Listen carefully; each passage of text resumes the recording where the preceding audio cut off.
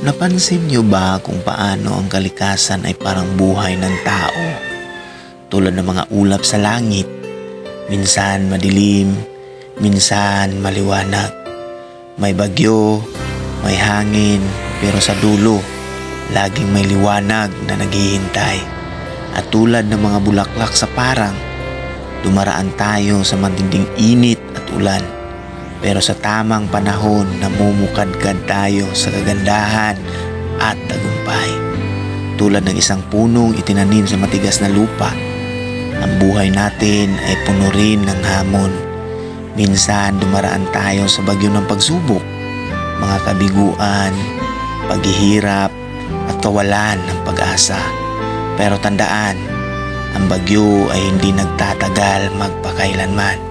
Ang tunay na matibay ay hindi ang hindi bumabagsak, kundi ang laging bumabangon. Sabi nga sa awit, Kabanata 1, talata 3, siya ay katulad ng punong kahoy na itinanim sa tabi ng batisan, namumunga sa tagdaang panahon at ang mga dahon ay hindi nalalanta.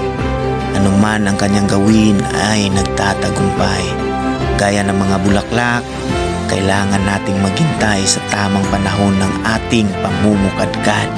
At tulad ng mga ulap na unti-unting lumilipas, nawawala rin ang ating mga pagsubok. Kailangan lang nating maniwala, magsikap at ipagkatiwala sa Diyos ang lahat. Sa dulo ng lahat ng pagsubok, tulad ng araw na sumisikat matapos ang bagyo, makikita mo rin ang tagumpay na nakalaan para sa iyo. Sabi nga ni Napoleon Hill, ang bawat pagkabigo ay may dalang binhi ng isang pantay o higit pang malaking tagumpay. Kaya kapit lang kaibigan, huwag kang susuko. Tulad ng mga ulap na lumilipas at mga bulaklak na namumukadkad, ang buhay mo ay gaganda rin sa tamang panahon. Maniwala, kumilos, at hintayin ang iyong panahon ng tagumpay.